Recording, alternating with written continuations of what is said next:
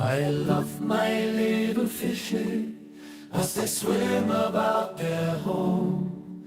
I love my little fishes as they swim about their home.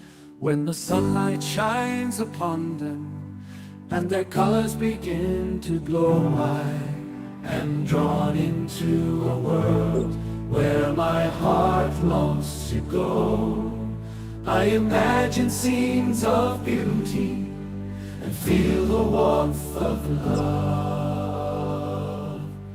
I love my little fishes as they swim about their home. I have traveled the world over, but never found a peace that comes from watching my fishes as they swim about their home. My heart is happy and I am content to sit and watch them swim. I will not be alone while these fishies are in my home. When the sunlight shines upon them and their colors begin to glow, I am drawn into a world where my heart longs to go. I imagine scenes of beauty and feel the warmth of love. I love my little fishes as they swim about their home.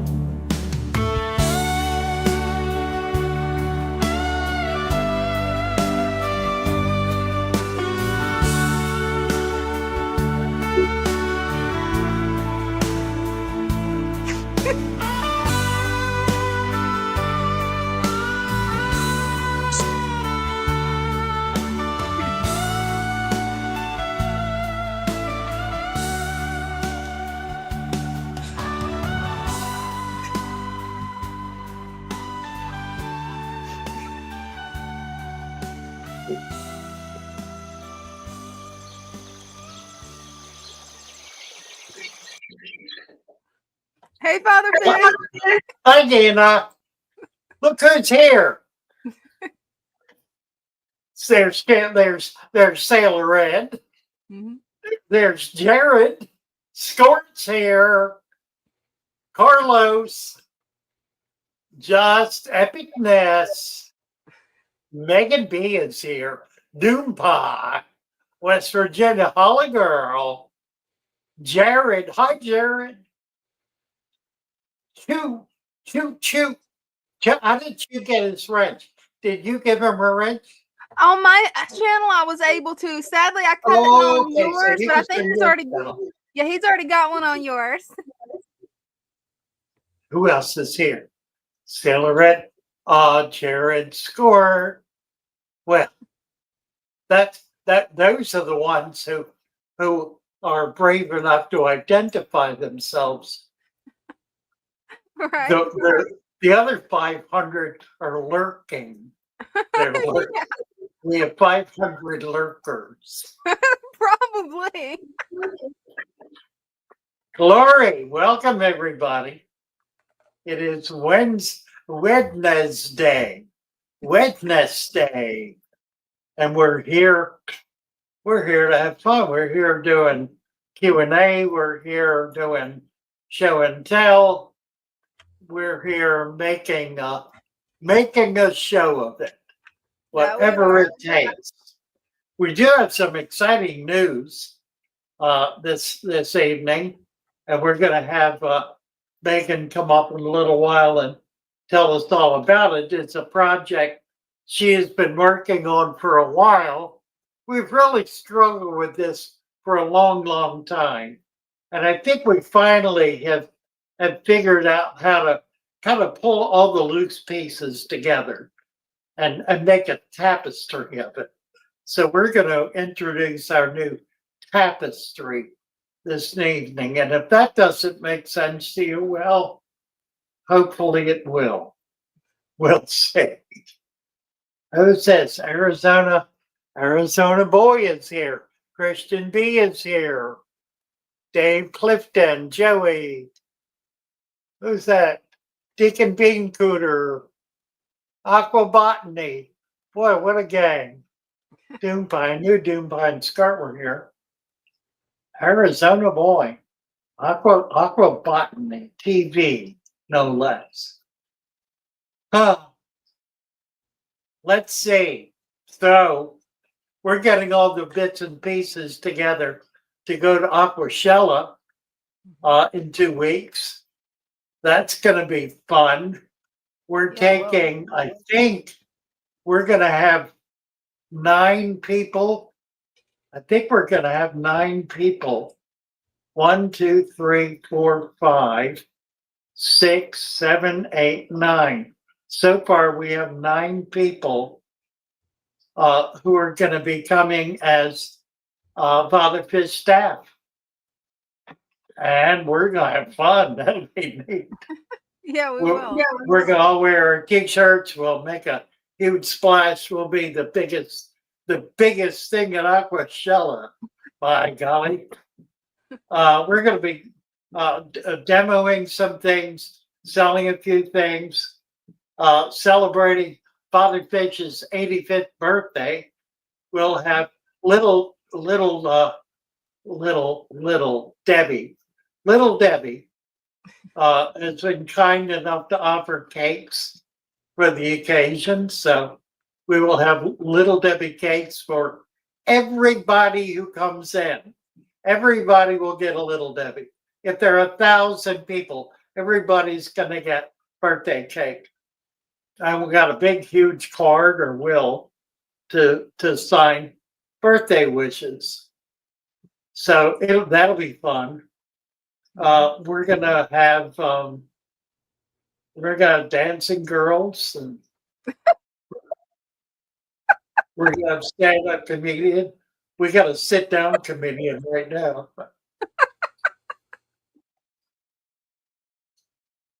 It'll be fun. Yeah, it's gonna be a lot of fun. It really will. Just looking forward to it. A couple of people have asked me about the Keystone Clash. We'll see how it goes. It's the end of the month. If we're back on our feet and able to do so, we'll try to get up to the class at least for a day. Would certainly love to go, but the reality is we're putting a lot of apples in this Aquashella basket, so we're kind of going all out for it. I went to Aquashella, I guess 3 years ago in Orlando, and it was magnificent, just amazing. I think the biggest thing for me was the chance to meet so many of the YouTubers who I've interfaced with or had up to that point over the years. And I'm looking forward to seeing them again. So that'll be real fun. Really excited about that. So come on by the YouTube booth. We'll have our gang there, and come on by the Father Fish booth. We're gonna have a party, and I have a party now for you to join in. Bear is here. Hi, Bear. Oh dear, what else is going on? We looked at a camper today that we're thinking about getting, that we can park at one of the many local campgrounds that sprinkle this whole part of the shore. There are hundreds of private little campgrounds that really are small communities of people who have built little homes there and live there pretty much year round. They're sprinkled all over this part of the bay, and they're wonderful.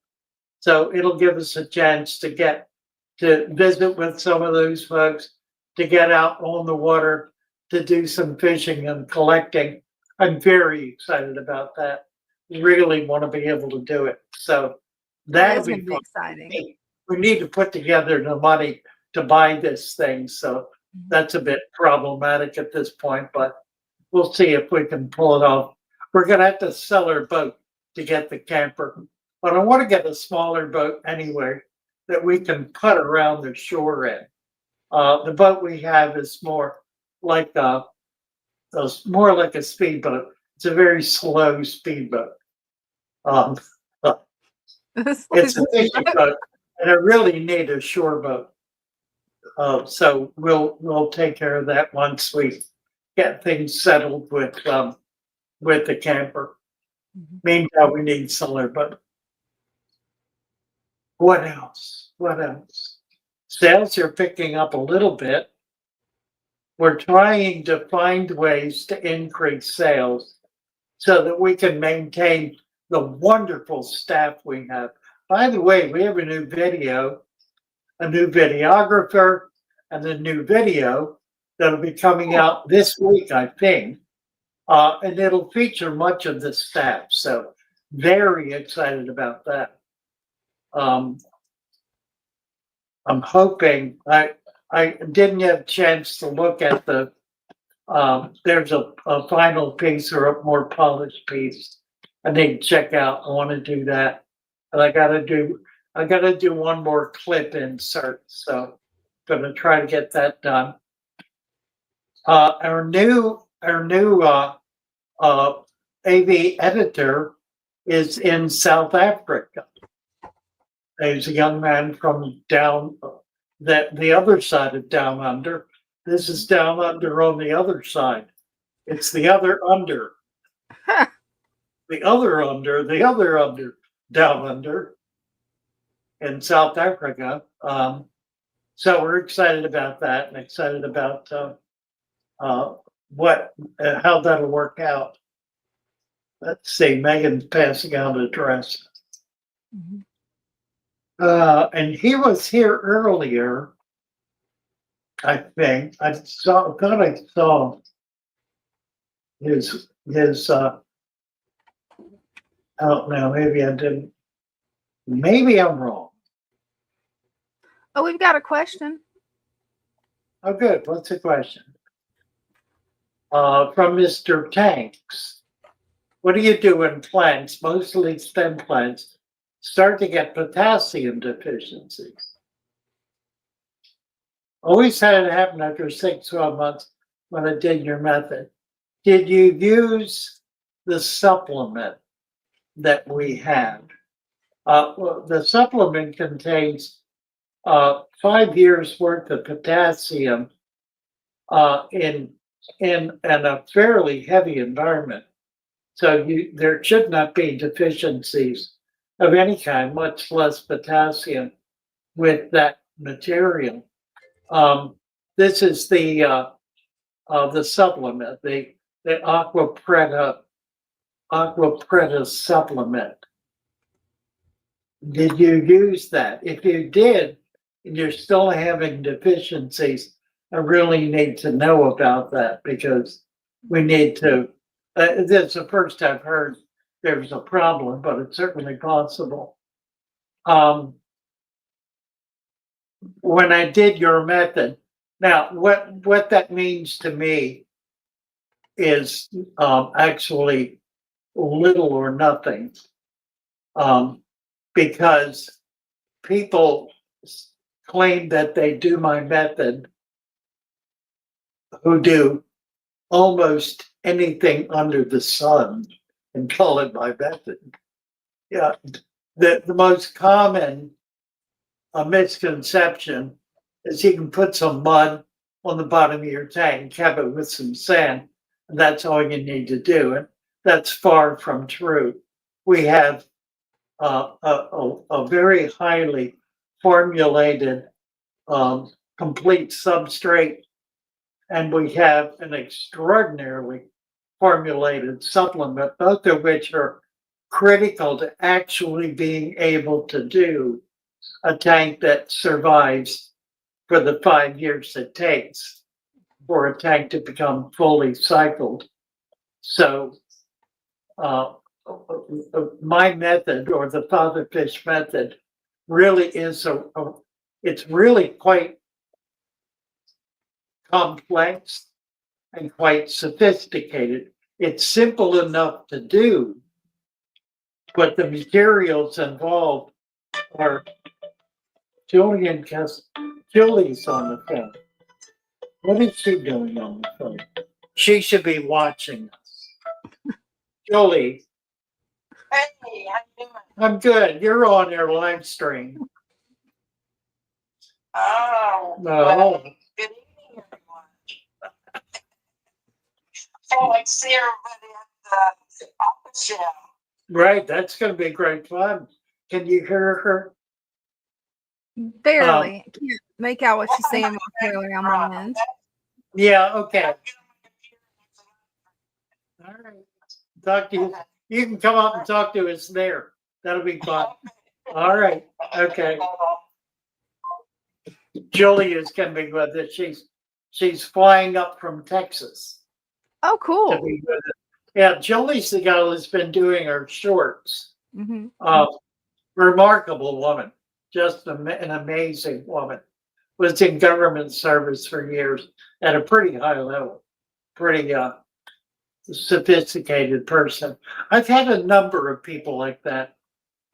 When I had my shop in Venice, we had a woman volunteering with us who was a Secret Service, White House.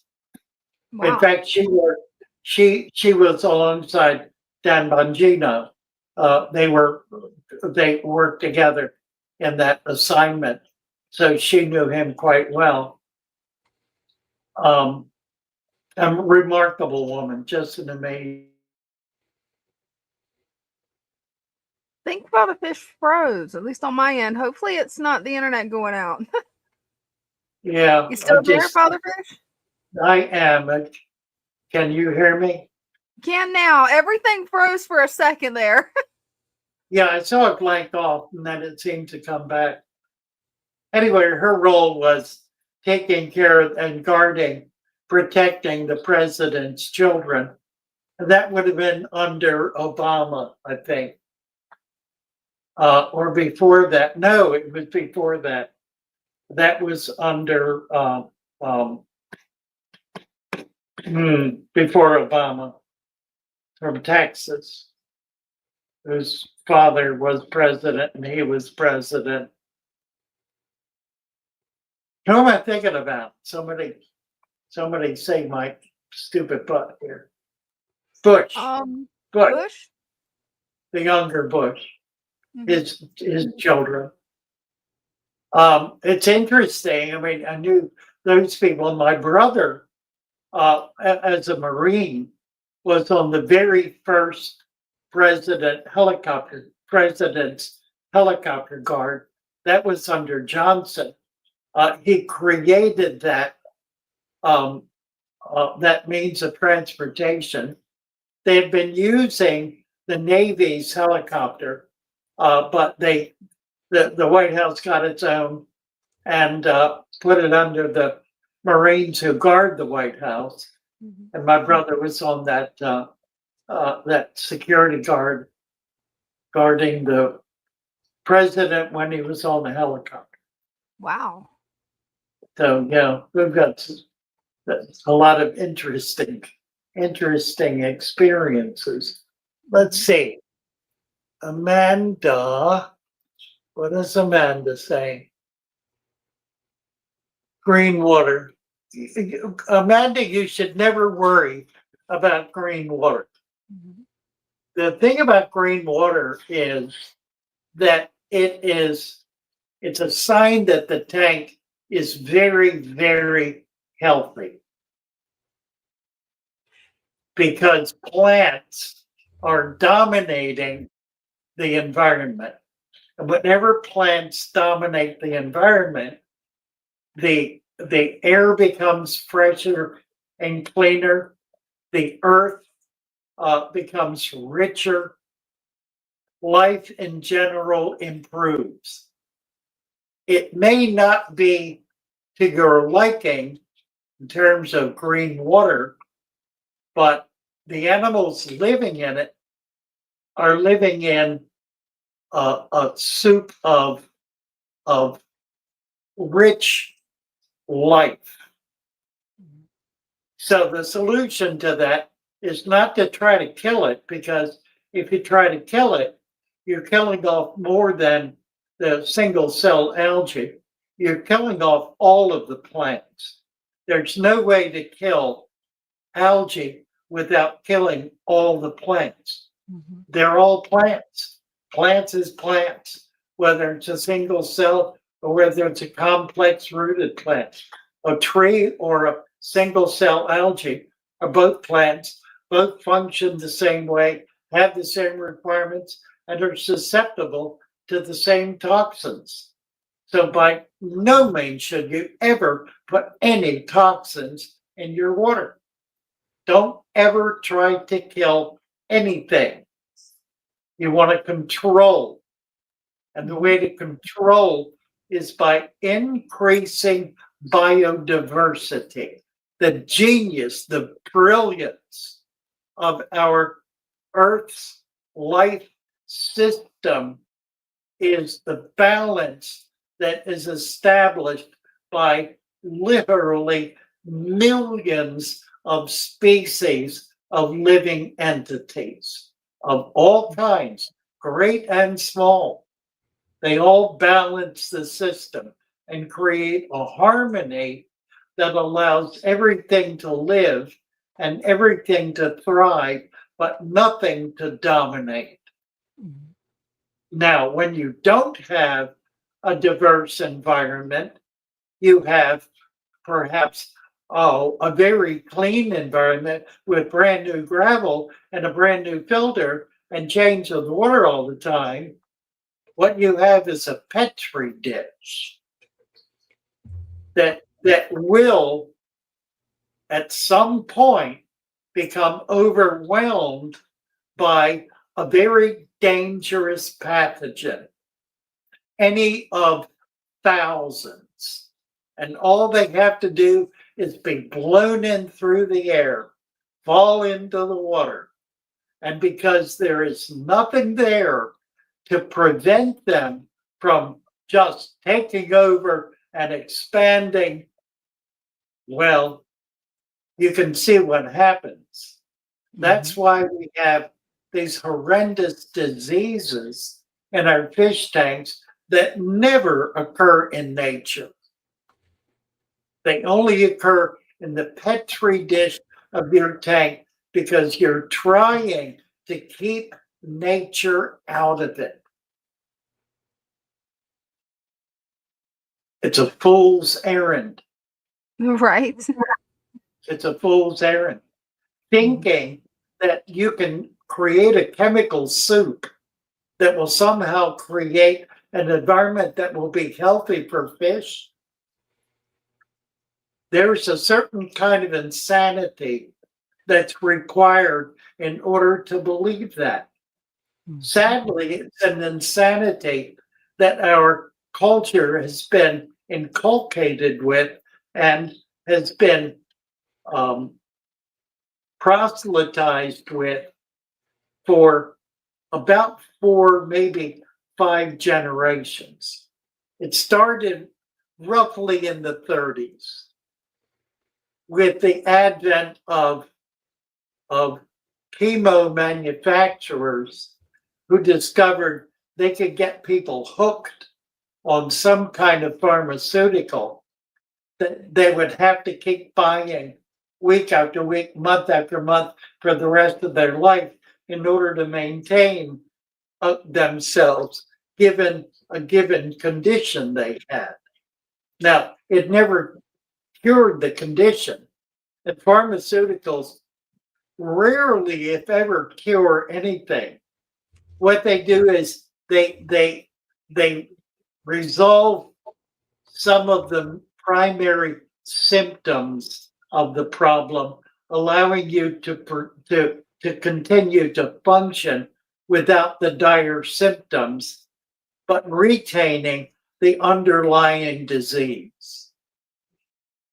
So breaking from that cycle means learning what it takes to regain health and to create an environment that allows for the organisms to be healthy naturally. It is the natural course of things to be healthy. Disease comes at the end when the body finally breaks down from sheer exhaustion, from old age, from injury, from whatever, from some dire condition that occurs extraneous to one's health even. And that's when we see ourselves deteriorate. I'm in the state of deterioration. I'm trying to mitigate that in a lot of different ways. I use traditional medicine because there are no good options for some of it. But I also use some of the breakthrough therapies as I learn about them because they provide an opportunity for me to regain some health that I've lost along the way. And that's really the best we can do. But we can do that with our fish as well. We can do that in our aquarium. And the best way to do it is to provide as natural an environment as possible, because it is the natural world that contains all of the healing power that the body needs in order to be able to thrive. It's not coming from anywhere else. It's not coming out of a bottle. It's not coming from some concoction made up in a laboratory. It's coming from the natural world. It's coming from the sun, the air, the food, the water, the everything that allows us to continue to be alive and to thrive. So think of your aquarium in those terms. Think of your aquarium as a living environment, and you'll be adding to it things that are living, that promote that dynamism, that health, that creative balance, natural balance that can only occur with the widest possible diversity. Never be afraid to put anything healthy in your tank. And you don't have to Never. be afraid of green water because it's healthy. I did that up there deliberately. It's good for fish fry. Yeah, the reality is you're not gonna maintain it. It's not gonna be there forever. Right? It You gotta work to keep it it. occurs a given set of conditions created, and it primarily is an excess of nitrates. So the algae comes in, burns out the nitrates, and then it disappears because there's an inadequate food left for it. So John Tucker is here. John, you want to come on up and join us? Hey, John. Well, we're looking at John's tank. John's been in the background for a while. He probably went off to have dinner. Are you there? Oh, no. I think. Are you there, John? He's not there. We'll wait for John to come back. And actually, in the chat, Father Fish, there's a Mr. Tanks Come that again? he's asked several questions. It's one of the people in chat, Mr. Tanks. He's asked several different Yeah. questions. So I'm trying to get everything starred where you can see it and go through it. Here's the latest one I've got starred. Oh, okay. I did use a tolerant. When this happened, I was saying, is he the one talking about the potassium? How do you know, in fact, that it was a potassium problem? What test did you perform to that demonstrated that? That's a good question.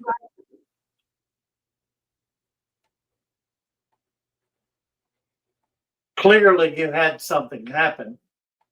A lot of science is kind of tossed around on the web without any real strong, clear background. But I don't know. Maybe you do, in fact, know. I'd just like to know how you determined that. If you wouldn't mind. What else you got while we're waiting to hear back from Mr. K? You have another question there, Dina? Actually, yep. So, hello, first time here. I set up 20-gallon long Father Fish method. The water keeps getting darker and darker. It's been a week. Did I do something wrong? Well, if you have driftwood in there, it's possible it's being caused by that. It's also possible that your sand is not deep enough. One of the problems with setting the tank up is if you don't level the dirt, just dead flat level. When you put the sand in, if there are little humps in it, you put 2 inches of sand in, and where the hump is, there may be a 1/4 inch of sand. So it's vital to get that dirt absolutely level before you put the sand in. That's typically what happens. The solution is very simple. You just add another inch of sand, and that should take care of it. So if it's not being caused by driftwood, then it sounds like your sand is too shallow, and probably in spots, probably not in general. So I would always do that. That would be my first solution, unless I believed it was soil. Believed it was wood. I would add another inch of sand. Mm-hmm. Do you have another question? Actually, not at the moment.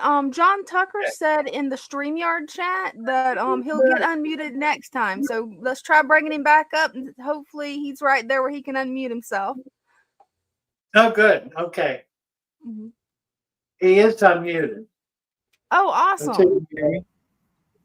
Yeah. Can you hear me? Yes. Hi, John. Okay, I just want to make sure we're not bouncing back like on the radio too. No, we're good. Yeah. Hey, that's even better than I thought. Yeah.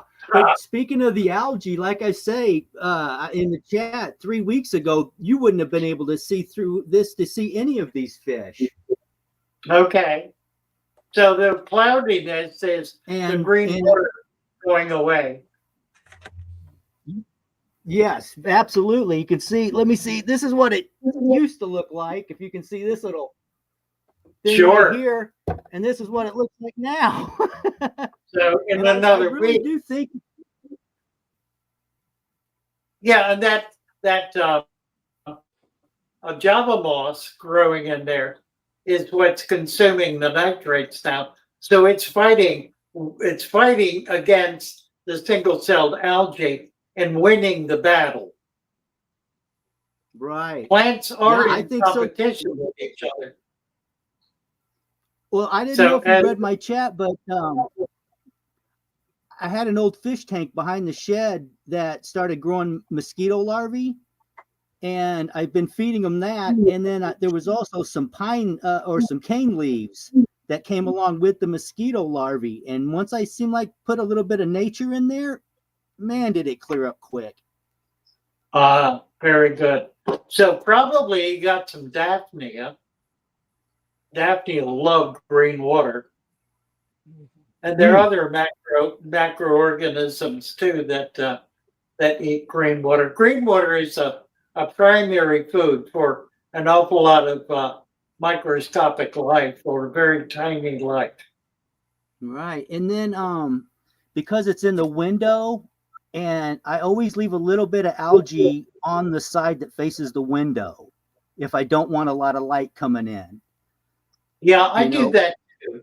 I only clear the front plants. I never clear the sides or back of my tanks. And I haven't lost a fish. I think I've had these fish now from the very beginning since I got them at the pet store 2 years now. There's some coolie loaches. You might see one of them right here. And nice. even with even with that water as thick as I was saying earlier, they're alive, you know? Yeah, you bet. Yeah, green water doesn't hurt anything. It's very beneficial. It just is also very unsightly. Doesn't allow you to see into the tank. It sort of prevents that.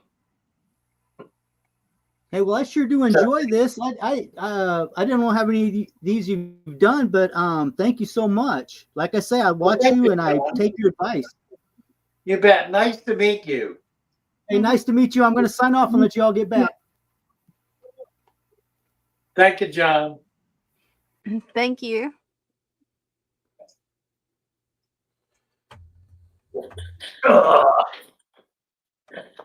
Oh, Actually, I think we've got another question. okay. Is a box filter with only gravel as effective as a sponge filter? I would not say so. It's okay. Sponge filter is simply it's got parameters, so it's gonna filter out tinier particulate matter. But in time, the gravel will too, because it'll start clogging up. What happens is in any kind of filter environment, water is coming in one end and going out the other. As it comes in, initially, it always takes the path of least resistance. It's the nature of water. So it'll go kind of straight through. It'll sort of dribble all the way through. And as it does that over time, certain areas where it's moving perhaps more quickly will get clogged up with dirt. And so it'll move around that. And then that area, that channel will get blocked and it'll pick another channel. And it keeps doing that until eventually the whole thing is solid and water goes through very, very slowly. That's the point where you need to clean them. Well, that happens whether it's sponge or gravel or rock for that matter. It'll always happen because given enough precipitative matter, namely malm, that will eventually, all of it will eventually plug up. With things like undergravel filters, that's what happens to an undergravel filter. It blocks areas, creates channels. Those channels get blocked, create other channels until finally there's no way left for the water to get through without barely trickling. And that's the point where you have to tear it all apart and break it down and clean it, start all over again. The great benefit of the system that we've set up is you never need to break it down. Never. It can stay up for your entire lifetime. If you're 4 years old, it can be up and still be the same substrate when you're 85 like me. I wish I had that tank from back then. I've got That would one be nice. from when I was 60. So there's 25 years. I've got that right here. And I've taken some substrate out because over time it builds up. It gets deeper and deeper because of the infusion of all of the waste material, the detritus. It becomes soil. It becomes part of the substrate and it just naturally builds. So every 5 to 10 years, I'll dig out an inch or two and it'll keep going. I've never added new material to it and it's amazing to see its growth. Rebecca it has. Berger is here. Rebecca, you want to? She hasn't got her. There she is, Oh. right there. Hi. Hi. Hi. How are you? Dropping by. Great. How are you doing? Good. Good. Nice to see you. Where are you from? Lawrenceburg, Indiana, near Cincinnati. Indiana. Very nice. Middle of the country. Yes. Well, It's great that's to a join great in tonight. Thank you. That's a very pretty tank behind you. That it is. Oh, thank Look you. real healthy. We started in January and we had the gravel set up and it just wasn't working. And I found you, and it's just been an enjoyable, fun, amazing experience for our family. Oh, that's wonderful. So happy Yeah. to hear it. What do you have in there? We have an angelfish here, and we have a pearl gourami, which we just got. He likes to hide. Okay. And 2 shrimp, and 1 Corydora. We had the ick a few weeks ago, so we listened to your video and increased the temperature up to about 85. And then once I started lowering, all of my Corydoras died, Oh no. Oh dear. except this one. So I'm waiting a moment to get him more. Well, yeah, Corey's can be sensitive to temperature. It depends on the species. There are some species that live in Peru in the Andes runoff, mountain runoff. So they're living in much colder water. But it's certain species, and I don't know which they are. I've never really researched it. I only know that that's true. So that those fish that are naturally in colder water would have a problem with even 85 because it would never get that warm in their environment. And there are a few natives like that that can't handle it, but the tropicals certainly can.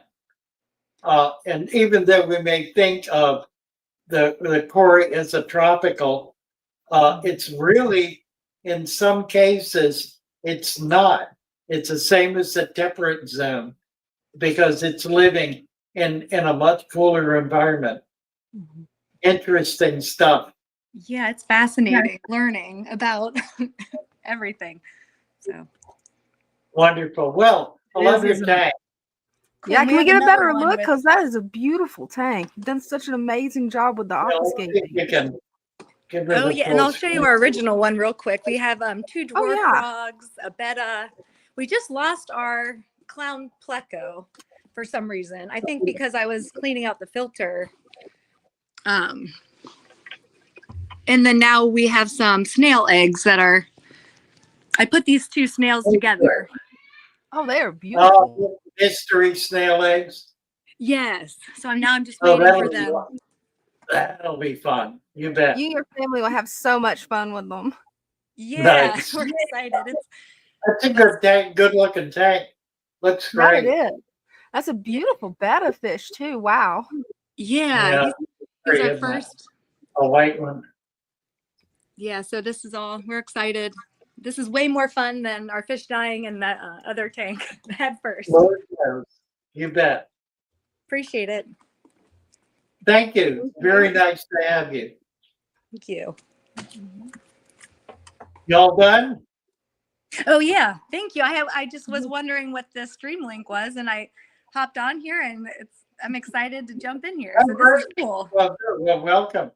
Welcome. Yeah, You come back and show us whenever something unusual happens. They just Okay. show it sometime. We're here They'd love to Wednesday. get updates.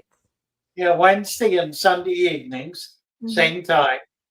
And we're Awesome. just always happy to talk to people. Thank you, Awesome. Rebecca. Nice to meet you. You too. Have Bye a good for night. Bye Bye bye. bye. Bye. It's got some nice setups. Yeah. What's great is having children who are able to see that and to see the difference Oh, absolutely. that a natural environment permits. Hmm. Let's see, let me see if anybody else is here. Nobody else is here right now. What else you got? Well, so far we don't have any more questions right now. Just somebody that was trying to troll a little bit. Oh well, Yeah, it happens. shame on him. Hmm. Um, Oh, I do have one question that I saved from Amanda from earlier. She wants to know if a moss ball will help clear up the green water. Well, it will.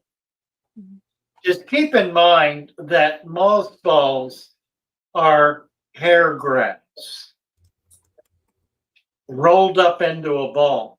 I need to find that video that I did years and years ago about the little Japanese people in the little village way up in northern Japan, who all live in huts, little houses surrounding a big pond.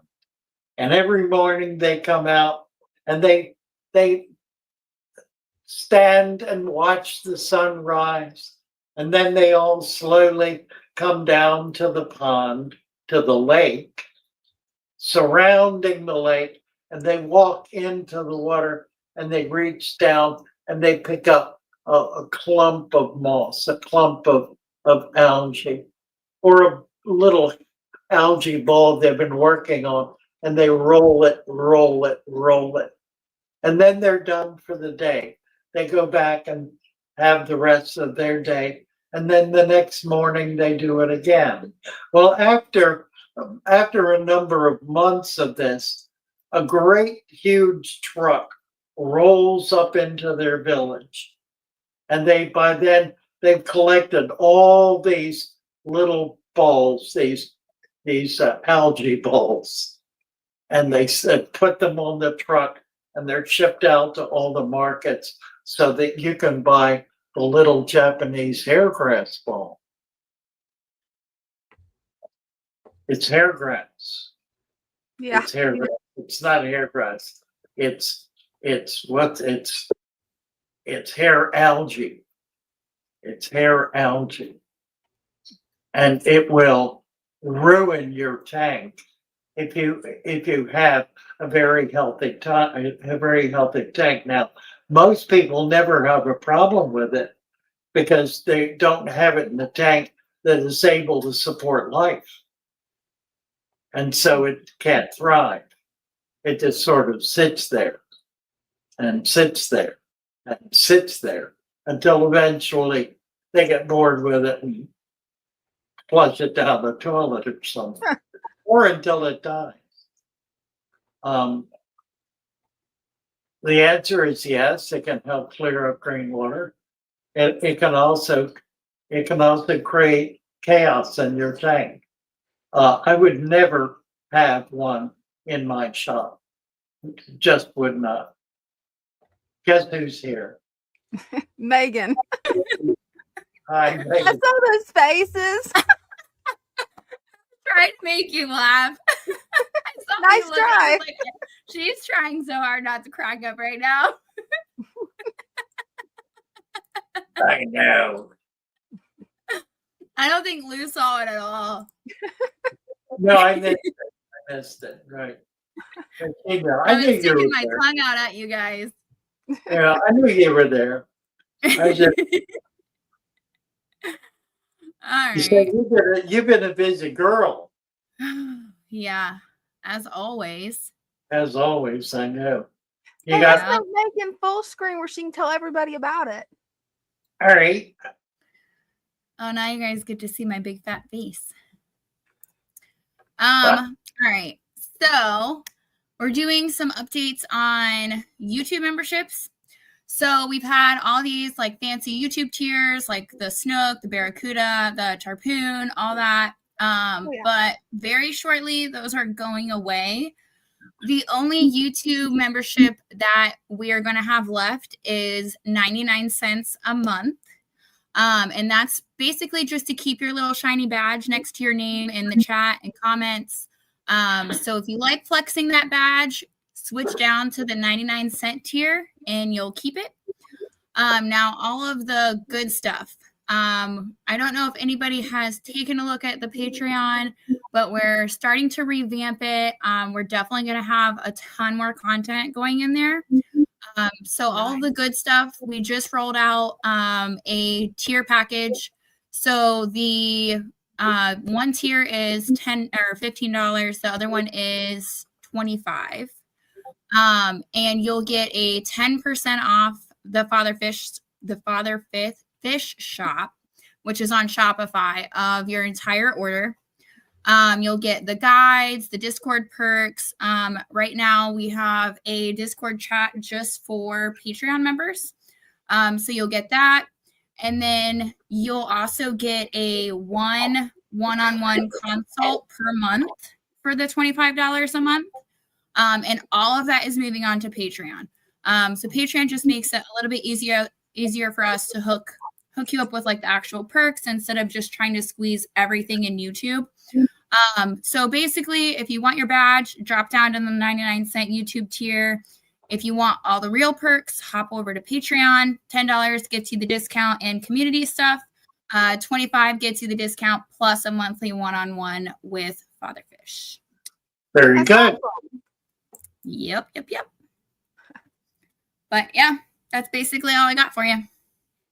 That's awesome, Megan. So hopefully, maybe probably the end of this month, we'll probably delete those tiers just to kind of give people like probably 2 weeks to kind of change that over.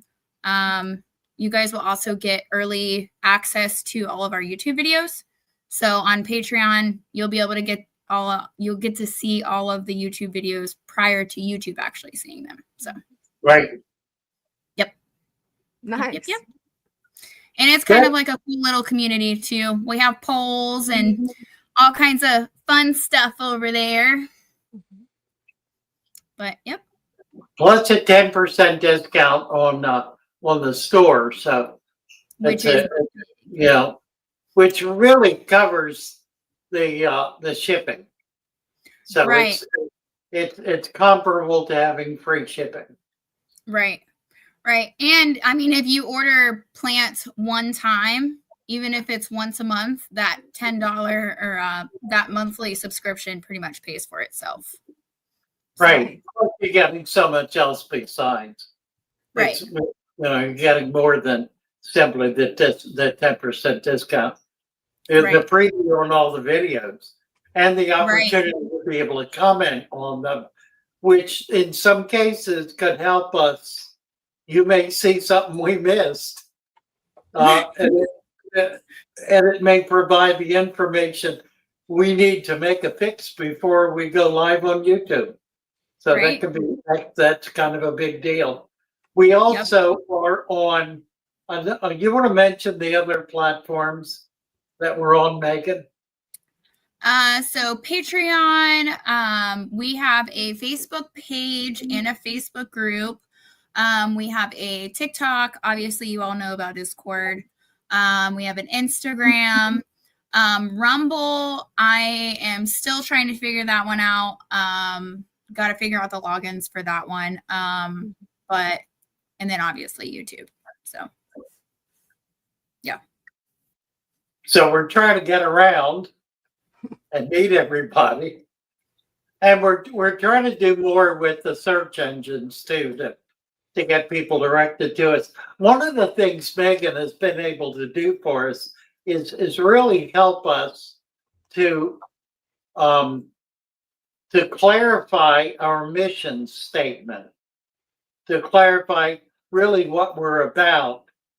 She's written some things recently that I've just been that just struck me, that I've been real impressed with, because what she's doing is helping to acknowledge the community and to acknowledge that we're involved in a campaign to bring the Natural Aquarium back into the hobby in a way that really is successful and that gives people, well, the kind of experience that Rebecca had, who came up earlier, and so many thousands of other people have had, of being able to finally to have an aquarium that keeps fish alive, that allows plant to grow, and it doesn't require constant effort and constant saving it from the brink of disaster.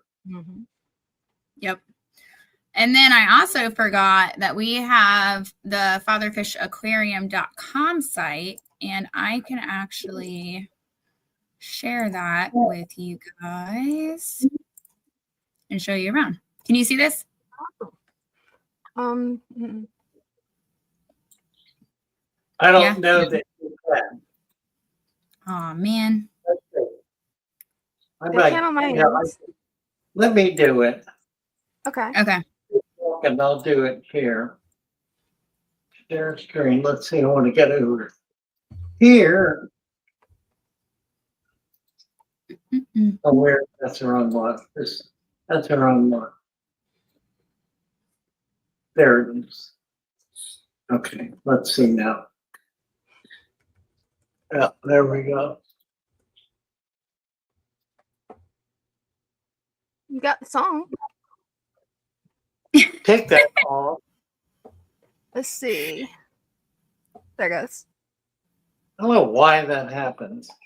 It just seems to randomly do it. Whenever we try to upload something, we've got the song uploaded, it just seems to do it. All right, let me try it again. I got it. All right. I got it up. Mhm. I got it open. Now you're gonna have trouble putting the song back on at the end of the show. Watch. No, It won't be too bad. he does it instantly. Okay, here we go. Yeah. I'll scroll you. I'll screw you through it. All right. So this is kind of like a juvenile version. I still want to do some like designing and, you know, just kind of fill in these open spaces because it's kind of boring. But this is kind of like a little mission statement that we have right here. Up at the top, you'll have our email, our phone number, a few of our social links, and then all of the shop will take you to the Shopify. The guides will take you to all of our guides. Obviously, contact us about us. And then down here is going to be our what we call the hub. So all of these have clickable links on them. So you've got the guides, the how-to video, the step-by-step guide. You've got the book, the Discord, the Father Fish store. So this will be the online store. This is our beautiful Salisbury store. And then this is some of our top videos. And this is every single social link that we possibly have. It will take you directly to it. Yep. Okay, let's take a look at this.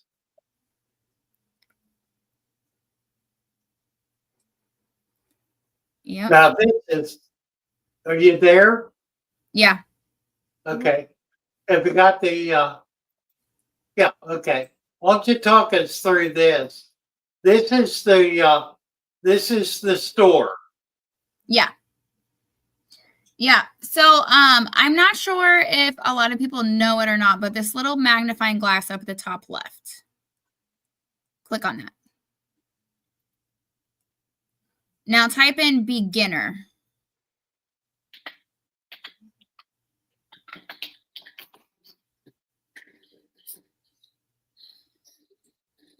Go down. All of these are tagged with a specific tag that is specifically for beginner aquarist. I think we ought to put that in the banner. Yeah. That's great. So that search bar right there at the top, I did a lot of coding on it. I've done a lot of tags on it.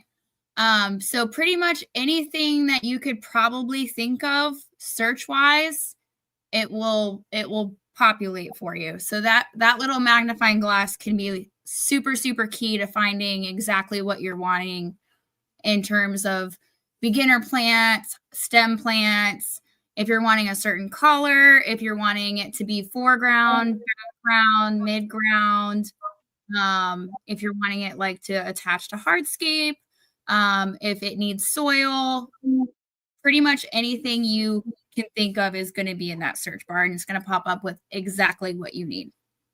Let's see. I want to get to shop plants, I guess, huh? Yeah, Okay. if you hit shop plants, it should take you to pretty much all the plants. Says my favorite.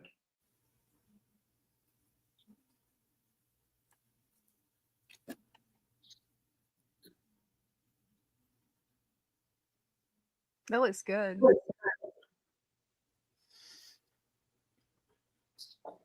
And then this is at the bottom of every Yep. page.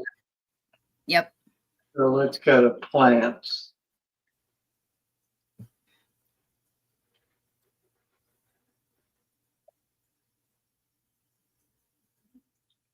So if you hit shop plants, it will just take you to every single one. Just like what you did.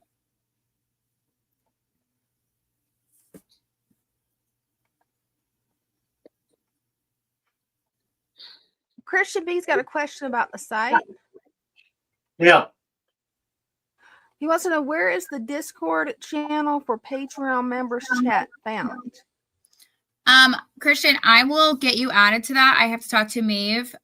We just started doing it because we had taken a look at Patreon, and then we kind of took a step back to work on like the websites.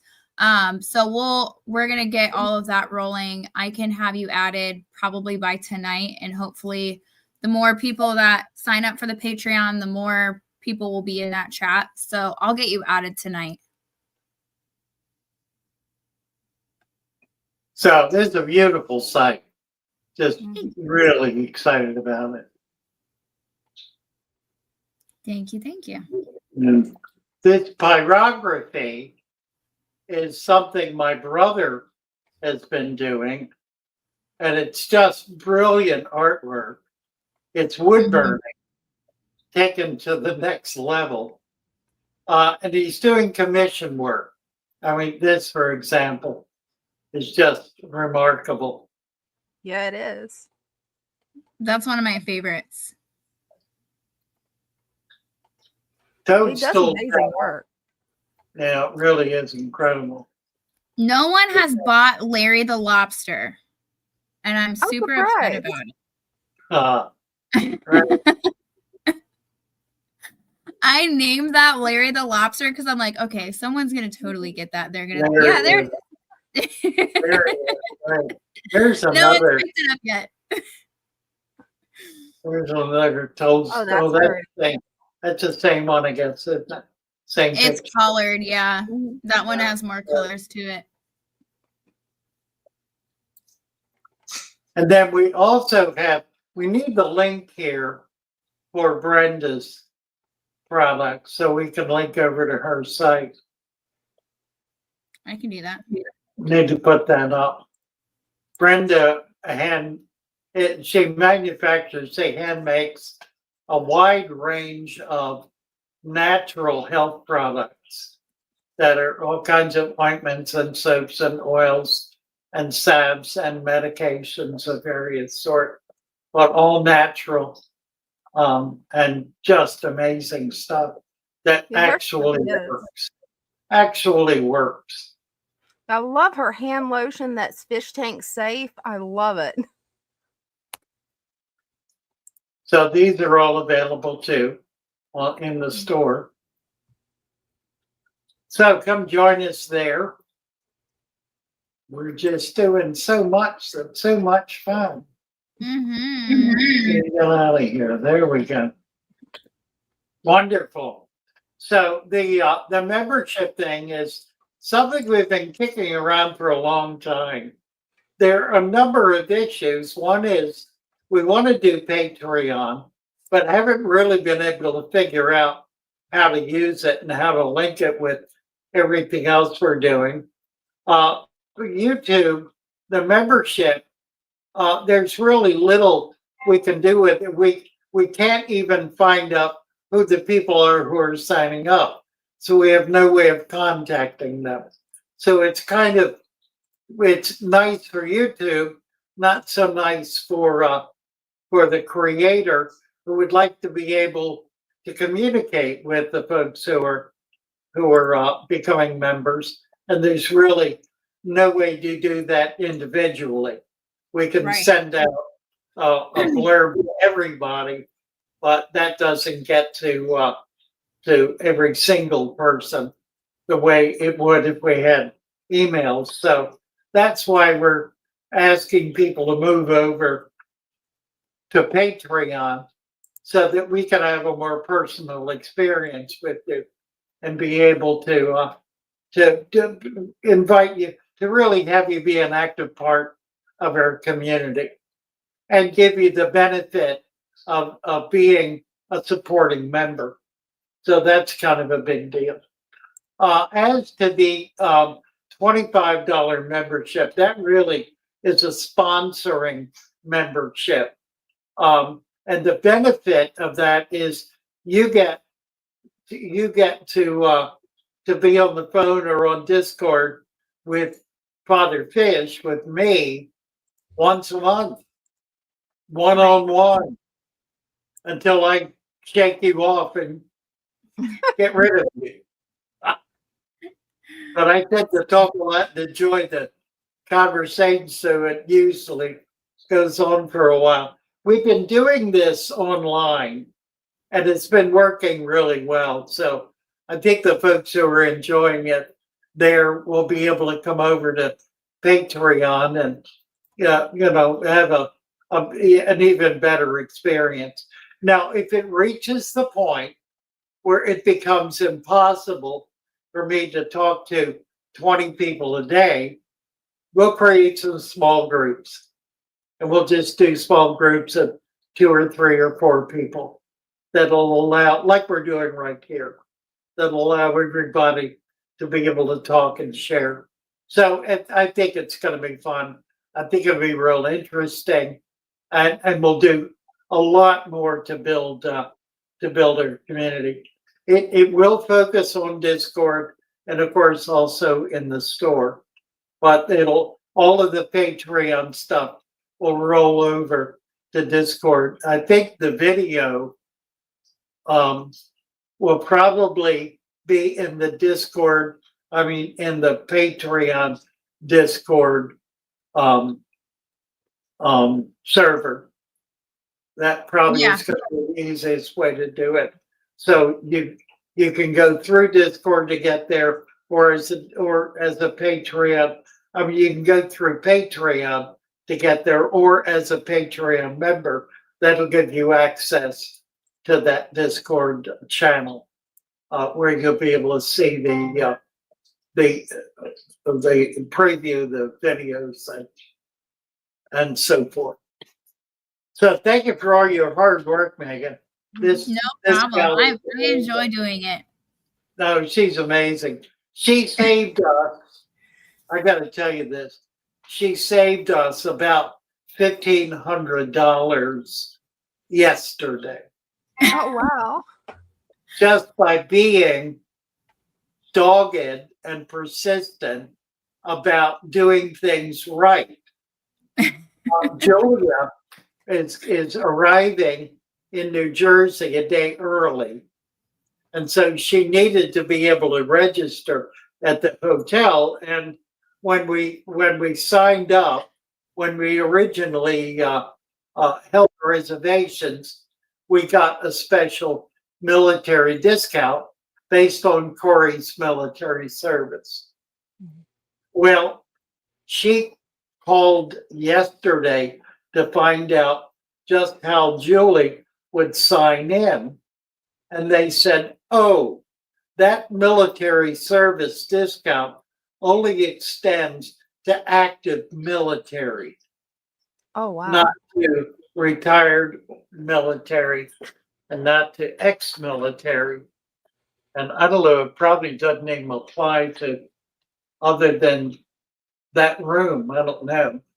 Yeah, you can only get two rooms at the discounted rate, but they allow you to book as many as you want, but then they weren't going to tell you until you checked in. So until I checked in or checked out. Yeah, that's right. So that was going to cost us. That was going to cost us probably $2,500 for the weekend. And instead of that, we're staying in a motel, a very nice motel, but a motel for less than half of that. So we've decided we don't need to be in a big fancy hotel. We can be in a nice clean motel, and hopefully it will be. Which one is it? It's the Quality Inn. So it's not. Yeah, it's by Comfort. the same owners as like the Comfort Inn and stuff like that. So, I mean, it's still a really nice hotel, especially in the area that we're going to be staying in. Like their motels are more like our hotels because it's in New Jersey. So like everything is just nicer there, I guess. Well, good. So looking forward to that. Anyway, she saved us money we really did not have to spend. And I'm just so thankful because that would have been a disaster. Yeah, that's what I was thinking. I was like, we've got to figure this out now because as soon as Lou gets that bill on the first day of checkout, there goes the trip. We're all done. We might as well go. Well, we'd have worked it out, but it would have been some rushing around to get it worked out. We'd have probably wound up in the same place, but so thank you for that, Megan. That was a big help. No problem. All right. I'm the mess cleaner. Yes, That you are. All right, guys. I'm gonna hop off here, but yep. All good things Thanks, coming. Megan. Yeah, it's nice Bye. seeing you, Megan. Bye, guys. Bye. It looks like we got Jacob Way waiting to come up. All right, I need to take a break. You want to entertain Jacob for a bit? Yeah, definitely can. Let's see if I can get him up here. There we go. Hey, Jacob, can you hear me? Yeah, I can hear you guys. How you guys doing? Doing good. I'm going to put you full screen where we can see that beautiful tank. Oh, wow. All right. That's beautiful. Yeah, I just fed and it's all cleaned up that quick. Wow, that's nice. Look, she's down here eating whatever she's eating. She likes to come out and just take her little feelers and nibble everything. Yeah, they are so adorable. I love crawfish. I know she's pretty cool seeing that she's really docile. And then look, if you look behind here, I showed my Discord this morning, but my keyholes are starting to dig holes and stay really close to each other. So I think they're already trying to get in the behavior of trying to spawn. But I think they're Sounds still like too. it. See the holes? Mm-hmm. Putting a hole there. They'll put a hole there. They've been putting holes everywhere. It sounds like they're getting ready. Hopefully you'll have some spawn soon. Maybe shortly. I think they're really still too young. Probably. They're getting big though, my angels. Oh, that's a beautiful angel. He was really sick when I first got him. Oh, there's my male. That's a pretty one. The male keyhole, he's right there. He's actually looking really good. He went back here somewhere. Yeah, they love to hide, don't they? Then I looked this up online, and that black little thing down here on that black skirt, see that underneath the lip? Yeah. Found out that's a tumor. That's a common issue that black skirt tetras get. It's a tumor apparently. See the blackness on her right there on her lip? Yeah, I can see it. Yeah. She's the only one that's got it, but she's one of the original ones that I've had for like 2-3 years now. And she was a female. She's a female. Was you able to see the tumor on the fish, Father Fish? Yes, I did. Yeah, I did want to say something about it. Is that what that? Yeah, it's brought on by the I don't know what it's called, the chromatophore in the cell that causes the fish to be black. Black has cancerous properties. Anything that is black in nature or black on an animal tends over the long haul to be a debilitating influence on the health of the animal. It's simply because I can't remember what it's called. There's Melanin? come to me. Pardon? What? Is it called melanin? Yes, thank you. Yeah, it's melanin that causes the black, and melanin has toxic properties. Wow, I never So knew that's that. why you get things like that. You get tumors on animals that have a lot of black in their skin. It's the effect of the melanin. So then I mean, because she hasn't showed no other symptoms except for that, and I never seen that pop up. So I looked it up, and it's natural. Yeah, It's a that they will get. I was like, oh man. right. Yeah, for that very reason.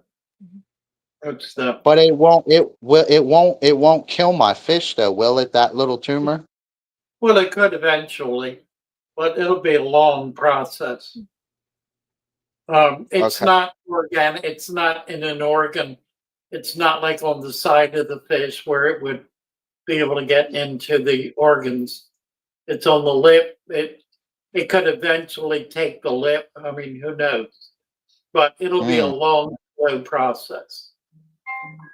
Could take a year or 2 years. You'll see change very, very slowly, probably. And there really is not much you can do about it. You could remove it and treat it, and that would be successful for a time if you were able to do it properly. But chances are it'll grow back. Bettas have some the same kind of issue with growths. You can remove them, but very often they'll grow back. I watched the tumor go away on my big blue angel. Hey, that's He good. grew it on the side of his abdomen, like near his big stomach, and it was like this big old like bubble-ish looking thing, and then it just went away. Yeah, that could have been a bacterial infection. Bacterial. Okay, and this was actually still when my system was still kind of weak. It was like around a little over a month, so it was still kind of weak. Yeah, hard to say. All right. Well, thank you all for so much. Well, thank you, Thank you. Jacob. Nice to see you. Mm-hmm. Yes, thank you all. Bye bye. Bye. It looks like we got John Tucker. Hello, John. Hi. Hey, I just wanted to show you my loaches. If these aren't some of the funnest fish, the loaches, Oh, They that- are. especially if I can get, sometimes I get all 6 of them going in a little circle. So I don't know, and I like these little guys because they're like little vacuum cleaners at the bottom.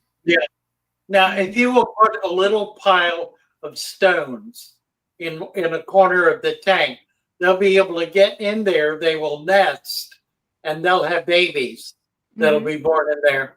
The reason you need the stones is to protect the babies from being eaten by the other fish. I have always wanted to do that. I had the striped ones before, and I had Yeah. one get really big, full of eggs, and it just busted open, full Oh, of little my. green eggs. Yeah, it was Wow. sad. Well, how about that? Yeah. Well, make a little pile of rocks. They'll go right into it, and they'll be able to nest in there and be secure. Hey, I can't wait to show you that then, because I was wondering what am I going to follow up this with, and it's going to be a little pile of rocks for you. There you go. Hey, All right, that'll I'll see you work. next time. Thanks, John. All right, thank Thanks. you.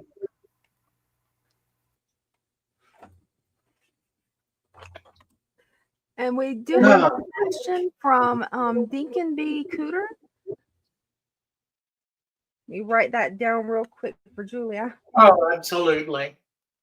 Yeah, and what you might consider is feeding them things like algae wafers, any kind of green leafy vegetable. Excuse me, I just saw a fly reaching for my magic fly swatter there. Hey, there you go. Get him, Lou. I get him. Mm-hmm. Come back, see what happens, Mr. Fly. Right. There he is, and he just took off. He's headed for points south. He's Hey, probably don't worry. He'll forget you got the fly flap. He'll come back. You'll get him. The flies are dumb, aren't they? I'll be right back. It's my turn to take a quick break. They're fast, but they're dumb, right? They really are. All right. Is John's gone? Okay, John's not here. Let's see who else is here. Nobody else is here. We're here all by ourselves. So, is it reasonable to try to go out Ramsar in a 10-gallon? It absolutely is. And what you want to do is have it heavily planted. Don't be sparse about planting, because that's an important part of creating the food environment they need. Who's this? Jake Smith is here. Do we get Jake on? Hi, Jake. Hi, Dina. How are you? Yeah, good. I've not been on here for a while, but yeah, Look at this. I've come back. Yeah, this is my first tank. I think last time I was on here, I didn't have a. I have a honey gourami now at the back. I got him a couple of days ago. Yeah. So yeah, I've got this. It was a mothball, I think, and it kind of just has gone crazy. I don't know why it's done that, but that's what they do. Yeah, that's exactly right. Yeah, it looks. Well, always hair dry. Yeah. So that's what it turned into. I know it's good. Apart from that, I think it was pretty much the same as last It's time. weird. New fish, but It's weird. I'm going to take. I love the tank. Thank And you. it's so nicely planted. Yeah, that one's been running for, I don't know, probably nearly a year now. That was my first. I made the mistake of not putting pool filter sand in it, so the mold doesn't go down through the sand. Right. So you have a lovely home. You might remember this one. This Oh is my God. How big is it? So I think you would say it's a 240. A 240-gallon tank. What a monster. So last time I showed, I didn't have anywhere near as many plants. It's gloriously planted. Yeah, I had a bit of a problem with the algae. I had hair algae and the algae that sits on top of the sand. Yeah. But I thought, well, the best thing to do is just get more plants. So I just got many more plants, and yeah, it seems to have fixed everything. Resolve the issue, hasn't? What kind of fish do you have in there? I've got, I don't know where they are. They're normally somewhere at the top. There's 2 rocket gars, which are somewhere. I don't know where they are. There's 2 rocket gars, and then I've got my 2 bichers in here as well, somewhere. Oh, nice. We just got some silver guard today. They're up here. Oh, yeah. That's what we got. Same thing. Nice. Yeah, they're really great. They're really entertaining to watch. I really like them. Yeah, they're up there now. So I haven't sorted all this wiring out yet, but I'll get around to it.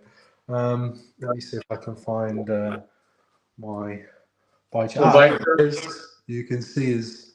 Oh, yeah. Yeah. So look. He's pretty good size, isn't he?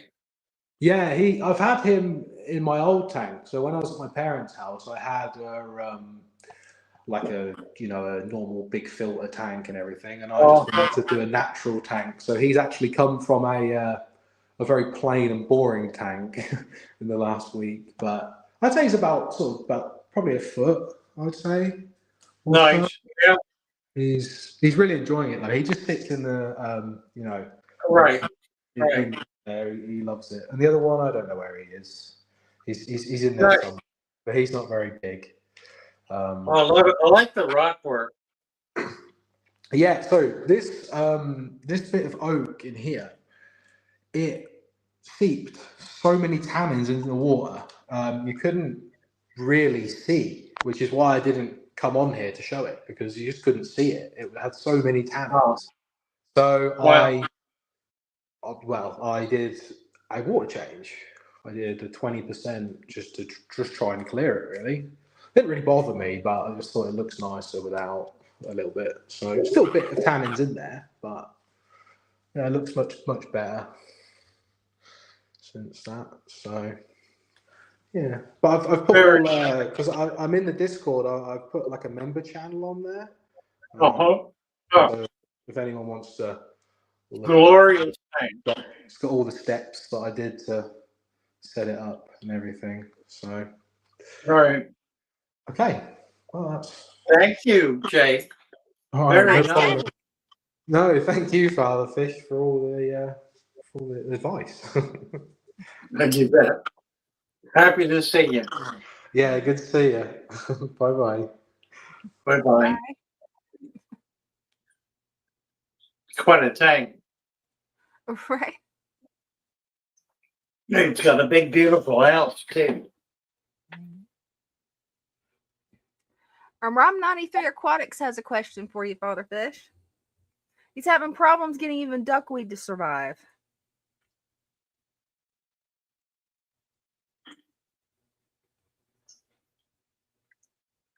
Why? What does it do? Well, he's one of the other comments mentions that he's wondering if it's maybe too hot or too cold. They didn't say what the temperature is, though.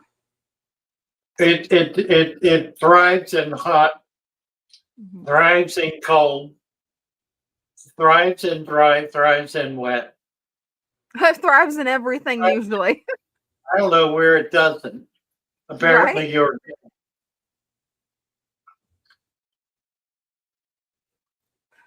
What plants do you think would be good for him to try? stem plants. I would just get a pack of stem plants. It's possible that that there's something on the surface. You might have mites. It's hard to say that are preventing the duckweed from growing. It's just impossible to say. Yeah. I would try some stem plants are the obvious alternative or the obvious next step. It could be light, the lack thereof, or too much, or who knows. I've had, not recently, but in the past I had tanks that duckweed would not grow in. Wish I knew why. 'Cause, That's a strange phenomenon. yeah, I've had one tank where all the duckweed died out. No clue why. my solution to the duckweed problem is goldfish. Yeah, Goldfish love to eat duckweed. that they So I've do. got goldfish, and every tank that starts to get duckweed gets a goldfish. Let's see what other And questions. what's interesting about goldfish is that, of course, they're bigger than most of the tropical fish that we get. Certainly bigger than a guppy or a molly. Bigger than a lot of the fish that we get. Not bigger than Central American cichlids. And all of the smaller fish, you can put them with them. They do not bother the little fish. And of course, the little fish really aren't going to bother them. So they can live with other fish very successfully. I put them in with rainbows, with angels, which are larger fish, and no problem at all. And I'm not talking little plain goldfish. I'm talking, fancy orandas and that sort of really high quality, more highly developed, highly modified fish. that can be somewhat tricky, but they do very well with other fish. And we haven't really considered the benefits of adding goldfish to our tropical fish aquariums. For one thing, they're not a tropical fish. They're a cold water fish, really, if anything. I mean, they can tolerate pretty warm conditions, but they also live through winters in North America. They're pretty hardy. Yeah, they're pretty hardy. Mhm. I think they're, and when you look at some of the highly developed, highly bred goldfish, the Orandas and Ryukins and so forth, they're just really magnificent. Now, of course, the ultimate in this is the koi. Oh yeah. I received a shipment this week of very fancy koi. These are the offspring from high quality Japanese imports. They've been culled at least once, but they're still tiny, like an inch. So they're not big enough to sell yet. I need to get them up to 3 to 4 inches, which is going to take some months to do. So in the meantime, they're in our new 300-gallon vat pond, along with a school of green Aeneas adult cory catfish. And they're just living their best life. So we're hoping to get them fed up and get them growing and get them to the point where we'll be able to sell them for people who are looking for very high quality koi for their garden ponds or their decorative ponds. There are a number of such environments here on the shore, and there really is not a good resource. So that's our goal, to provide a very high quality koi goldfish, Japanese import koi goldfish, by species, by bred species, by name and by color, in order for people to have the fish in their pond that is worth as much as the pond, let's say. So that'll be exciting. Once we get them bigger and get a market built, we can get larger ones in and be able to do more with this, but we need to build a clientele first.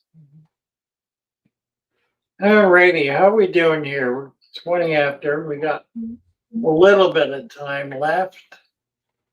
What else do we have here? Well, we got a question from Catherine. The epiphytic plants count as part of the 50. No, I would say it counts. Any plant counts. Because even epiphytic plants are going to be filtering the water. And that's really one of the primary things we're concerned about having plants. It's not so much what they take out of the substrate, it's the quality of the water that they're able to maintain. So they're able to pull nutrients and so forth, toxins even, out of the water column. So yeah, I would say they count. Absolutely, they count. Any plant will count. Duckweed will count. Single-celled algae, green water will count. It all counts. May not be desirable, but it counts. And then we got a question from John Tucker. Hey, John. That's a really interesting question. Algae let me give you a little biology tour here. Algae is a very simple plant. It's a very simple, basic plant. It does not have roots, does not have flowers, does not have stems. It's not like a regular plant. It is essentially a single cell that keeps duplicating itself. And it may do it like in string algae. It may do it in a mat. It may do it as free floating as in rainwater algae. But the upshot of it is that it's essentially a single cell animal that duplicates over and over. So it's a very simple animal. It does not have nutritional resources. It has to be eating all the time in order to stay alive. It does not have much in the way of mobility, but then a lot of plants don't. It cannot take nutrients out of the soil. It takes nutrients out of the environment that it's in. Now that means if it's on a rock or on the surface of the soil, it'll take nutrients from that spot. But it really can't grow much beyond that. It can't grow at all. The algae does not grow. It duplicates itself and makes more algae plants. But it's like thousands of millions of individual algae plants. The reason I say all that is to say the difference between that and a complex plant that has roots and a stem and leaves and flowers is able to retain a great deal of nutrient in its body. And so it has sustaining power. It's like someone who has extra fat to get them through the famine. I've been building toward the famine for years, and I'm famine free because I got enough to last 6 months easy. You're so mean to yourself. Nothing but air. It's like that with the plants. They can survive deprivation. A deprivation, for example, of light, and that's the most obvious one. If you block the light off completely to the tank, the algae will be dead in 2 to 3 days. The other plants will survive a week or more in the dark. So the way to control algae is to cut off the light source, and they'll disappear rather quickly because they have to be feeding routinely or they don't survive. And they can't feed them if they can't do chlorophyll. That's what gives them the sugars they need in order to be able to feed the cells in their body. Long explanation. Who's this? RC84. RC84 films. Look at this. It's a beautiful Well, tank. well, hello. John, how are you? Oh, RC. I'm good. It's been a while since I've been on here. Thank you. Lovely tank. Well, it used to be. How's And that? the little keyhole cichlids I had, they love to eat up my plants and everything. Oh my. Well, you don't have enough plants. That's the issue. If you had a lot more, you wouldn't notice it, and the plants would be able to grow to overcome the predation.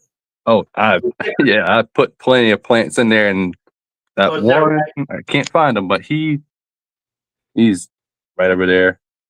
He That's loves. interesting, isn't it?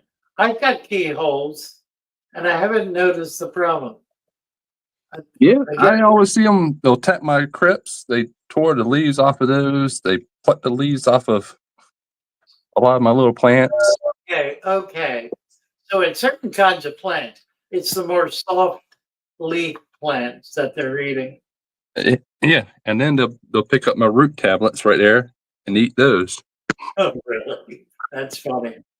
Try Valerian and swords. They're not as likely to damage them.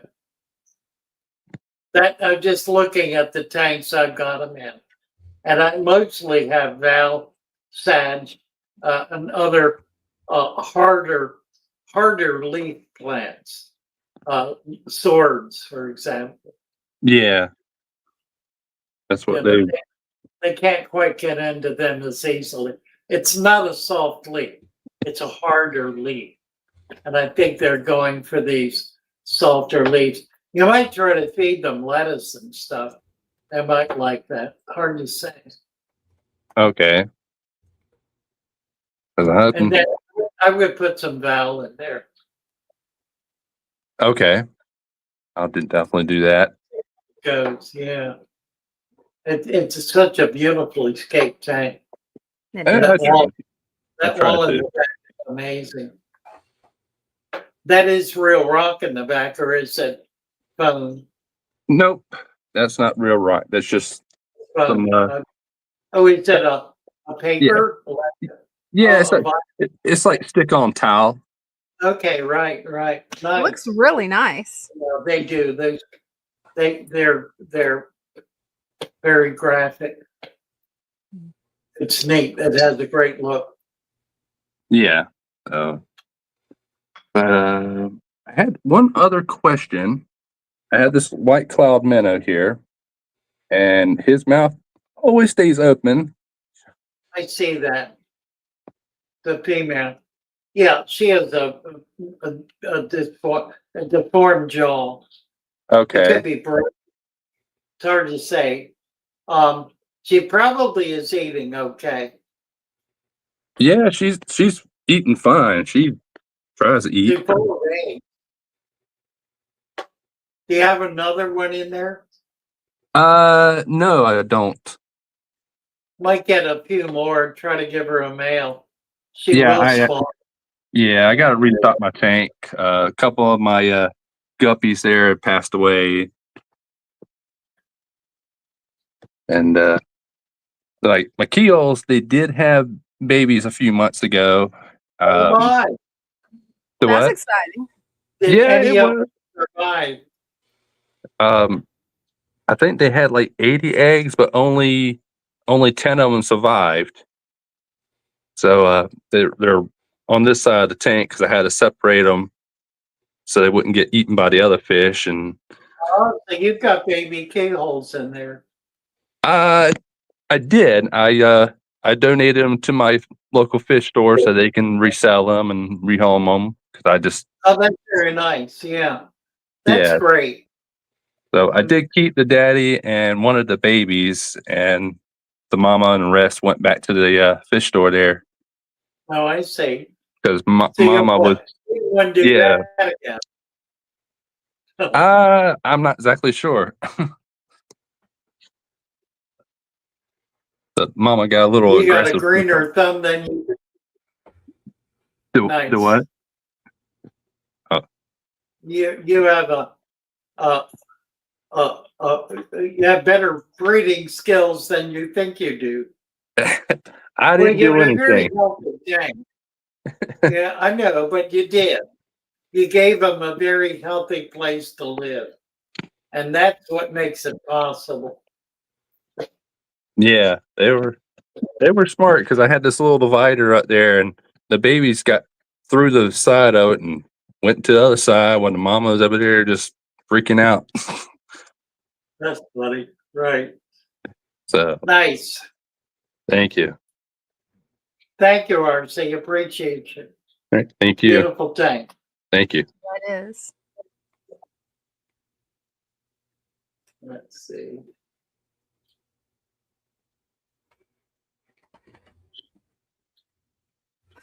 And we've also got a question from Atlas.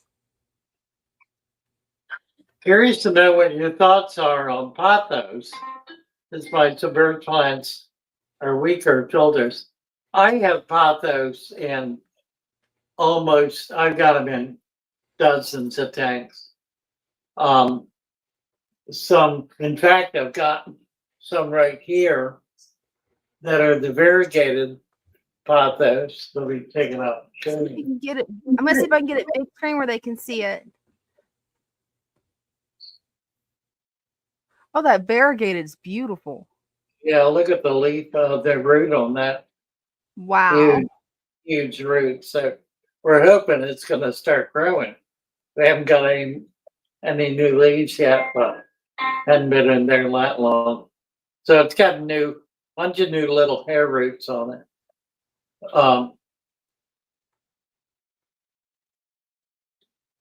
So yeah, I like it. The other one I like is the spider plant. It does really well too. But pothos. Now, when it gets to the point where the root ball has become too big, you can cut it back without injuring the plant. Just cut a half to 2/3 of it out, remove it, and it'll slow the plant down a bit, but it's not gonna injure the plant or prevent it from growing. Yes. Plus anything else you can get growing. Sweet potato is a really beautiful plant that grows very quickly and easily. You need to be able to partially submerge a cut sweet potato, point down, and let it grow from the root, from the point. And it'll be stunning. You'll be amazed. But you don't just throw it in the water. You've got to have it partially submerged, not totally. Well, let's see, what else we got here? Then we've got a question from Kevin. An idea to keep a honey grammy in a tent.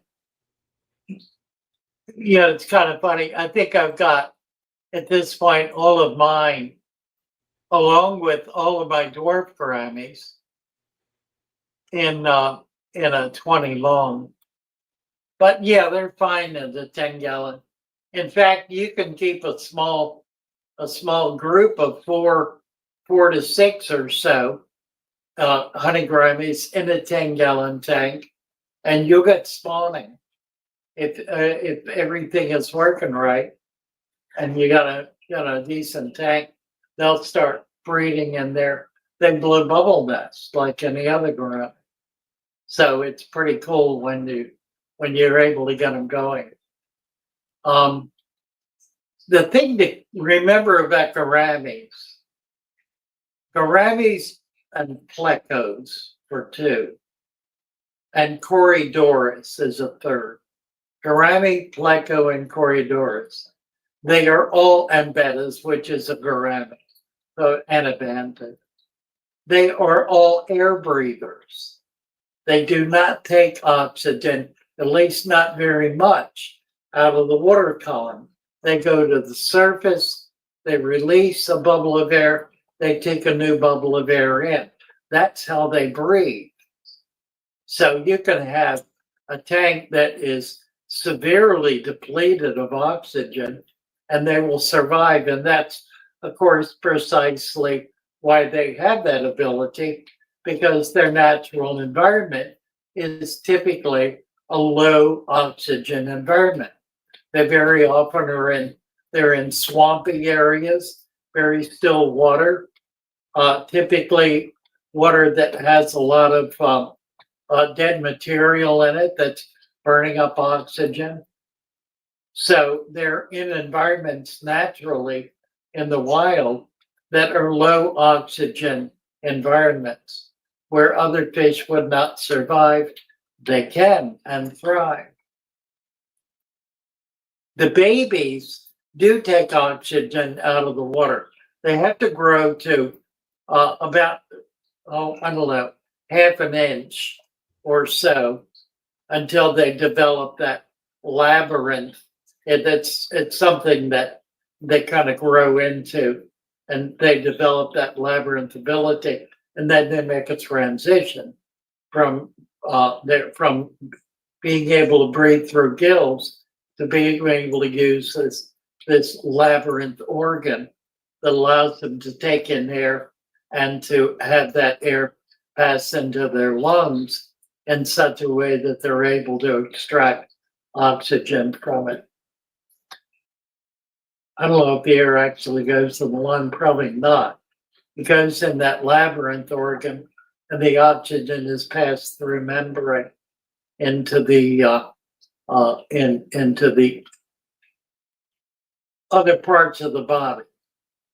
Their bodies are not built the same way ours are, so they don't have quite as complex a blood delivery system. In fact, Kevin if has you a look, follow-up question too. sir, He wants to know, do you think the honey robins will attack cherry shrimp? yeah, they'll eat the babies. They won't attack the adults probably, but they will. Everything eats the baby. Right? Except the cherry shrimp don't eat. They're not. The parents are not predaceous, which is kind of unusual for animals like that, but they're not. But everybody else is. Anything, any tank you put shrimp in, the shrimp may well survive, but the babies rarely will. If you have a lot of cover, some of them will be able to stay hidden long enough to get big enough to not be predated. But when they're tiny little bites of food, they're impossible to pass up. It's just a meal you gotta have if you're anybody at all. What else do we got? Let's see. We've got a question. Wanting to know if you've ever kept any puffer fishes. Yeah, we have a fugo right now. It's about 6 inches. I got. He'll get big. He'll get upwards of a foot. He's pretty cool. We usually have pygmy puffers. I don't think I have any right now. I did order some today, I think. I think we're getting a few in. Tomorrow, that would be. Yeah, all of the South American puffers. Interesting with puffers. There were some biologists during and after the war in Vietnam who discovered that Vietnam, much of it is swampland. It's off the sea, and it's very deep, very massive, large swamps, which is one of the reasons that the war was so difficult, because not only could they tunnel where there weren't swamps, but if you've ever been around the swamp, you know it's pretty easy to hide out in a swamp. But there are upwards of 40 different species of pufferfish in the swamps of Vietnam, most of which have never been brought into the trade. Occasionally we see new ones coming in, and that will continue. They're not a protected species. They're very plentiful. And generally pufferfish are pretty easy to spawn in captivity. So once they are established, then the farmers get hold of them and start breeding them, and that makes them even more available. So there are an enormous variety of fresh and saltwater pufferfish. There are a lot of saltwater puffers, even brackish water puffers. There's puffers are everywhere. Puffers galore. The puffer is interesting. It has one defensive maneuver, which is the gulp water or air. Usually water, because that's where it is. It's in the water. If you take it out, it'll gulp air. But if somebody tries to eat it, it'll start gulping air and swell up to the point where the fish that's trying to eat it won't be able to. It'll either get lodged in their mouth or pop out. And they have what a very rough skin. Not all of them do, but a lot of them have a rough skin, which just makes them prickly. Again, not all do. There are plenty of South American puffers with very smooth skin. Puffers, neat little fish, a meat eater. They're a meat eater and they are a predator. They will. They have the teeth of a piranha. Mm-hmm. They can take a bite out of anything or anybody. Then we also have an update from Squirt. She's got some exciting news. Other fish, I have big news about my 55 tall. I found it just under half an hour, an inch baby diamond tetra. Wow. Your method has changed everything. They're clearly happy to have had it. If it's an inch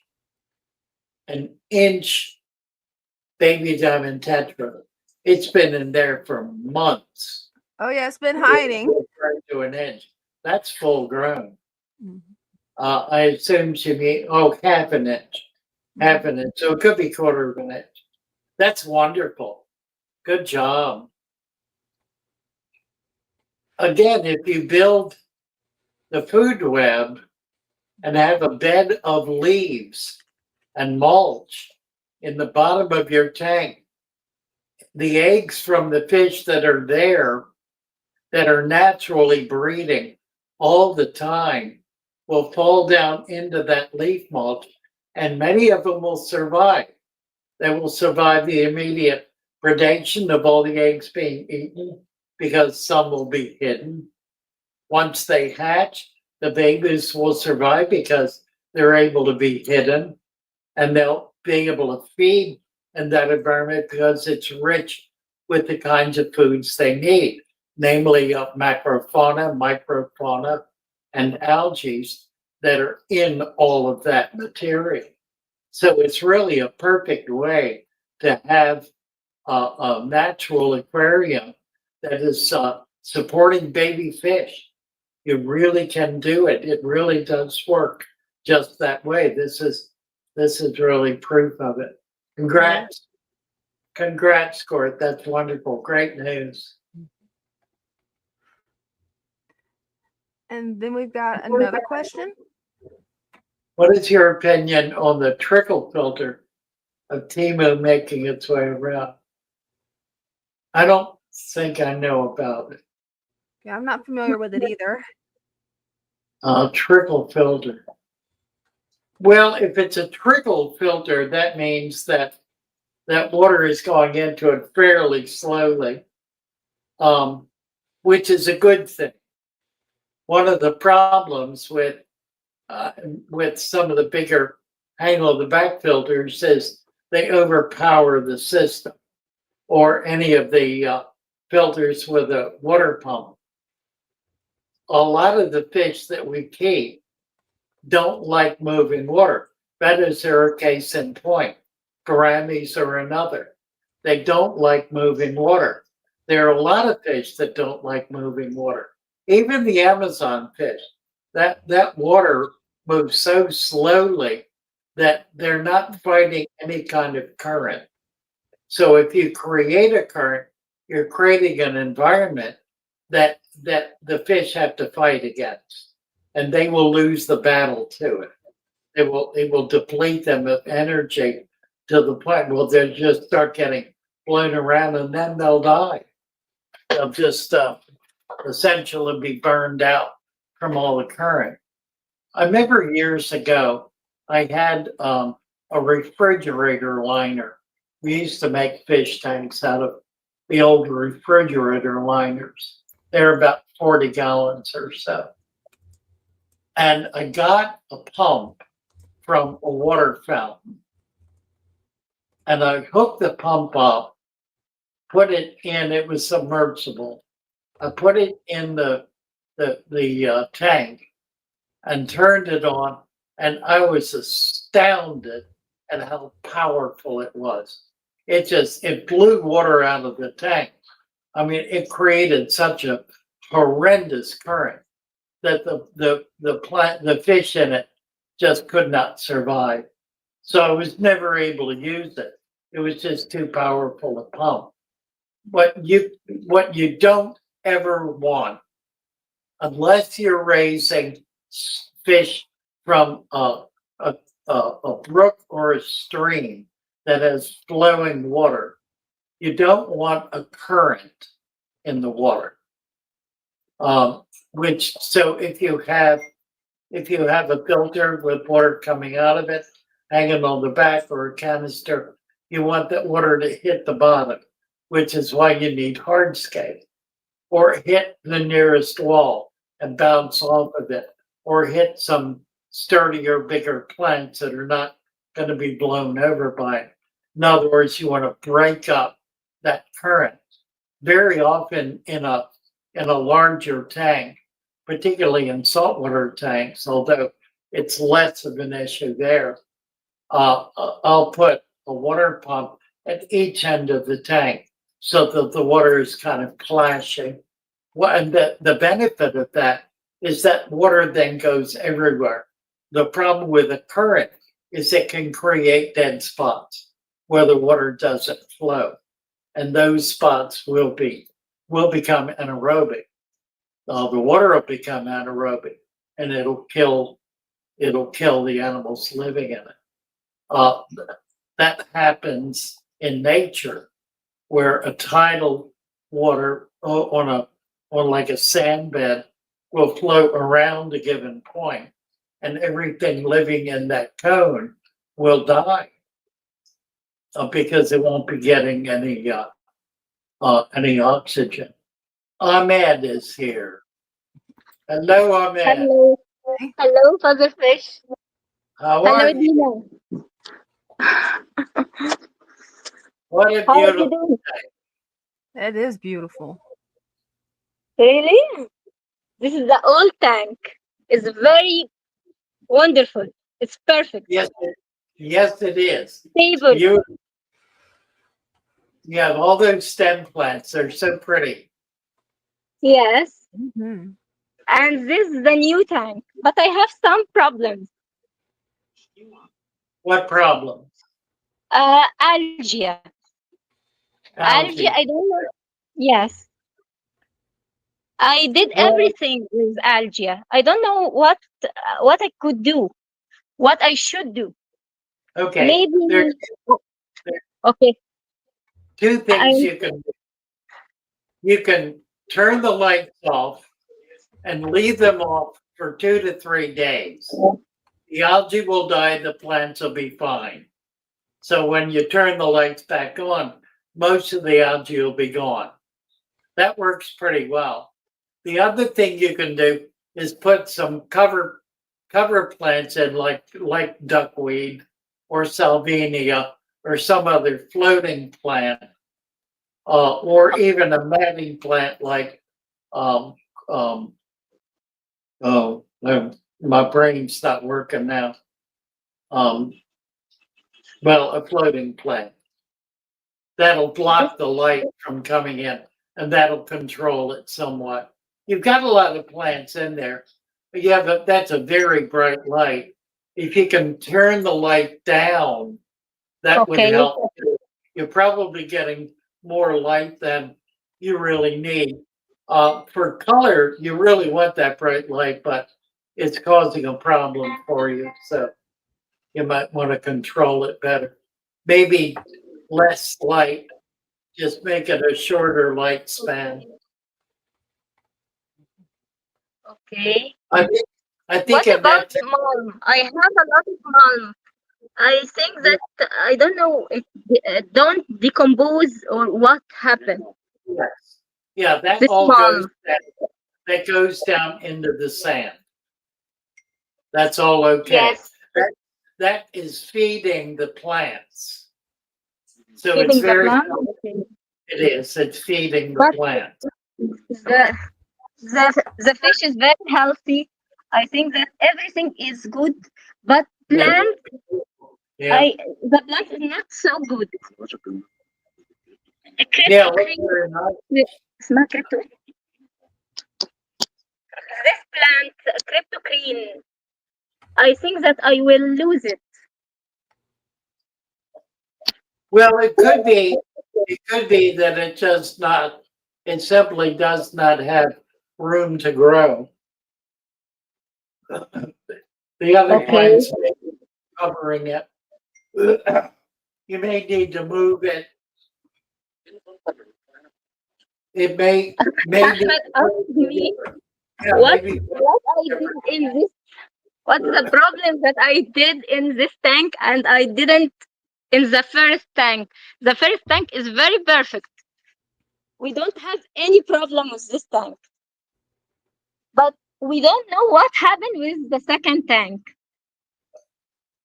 Well, you have completely different kinds of plants. These are primarily stem plants. These are primarily rooted plants.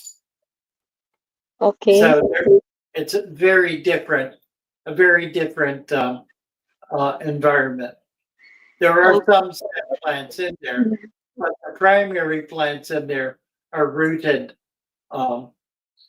like, is that a sword or a sage? Okay. I don't think it's a problem, though. I don't think you really have a problem. I think if you reduce your light by an hour or two a day, it'll take care of that algae issue. Okay. Ahmed, start to making videos about your method here in Egypt. Yeah, I'm looking at. I'm seeing Talking what about you're. your method. Yeah, I see it. I was seeing the black algae. Try to get some floating plants. Rickia is a nice one. Where are you located? Again, Where- please. Where? Egypt. Where what? Where do you live? In Cairo. In Egypt, Cairo. Oh, in Cairo. Okay. Cairo. Yes. Well, okay. Well, yeah, I would try to get some floating plants for it. Just cut the light back some. It's fine. The tank is a very healthy tank. Yes. It's getting too much light. You need to Ahmed reduce. said that without any changing water, we didn't change water. No, you don't need to change the water. See, this tank has plants in it that can handle a much stronger light than the other tank does. Much stronger, right? Yes. Yes. And this is our breeding tank. We have guppies, Oh, nice. new guppies. Very nice. That's it. Well, you got quite a little operation there. What I again? think they're beautiful tanks. Thanks. I think And I think also it's a perfect tank. don't do anything. Don't do anything major to that tank. Just reduce the light 2 hours a day and see if that makes a difference. Okay, I will do this. Inshallah. Do some simple things, and I think it'll fix it. If you can get some kind of floating plant to put in there, that'll help too. Okay. We increase I- a lot of plants. I think Ahmed always put a lot of plants.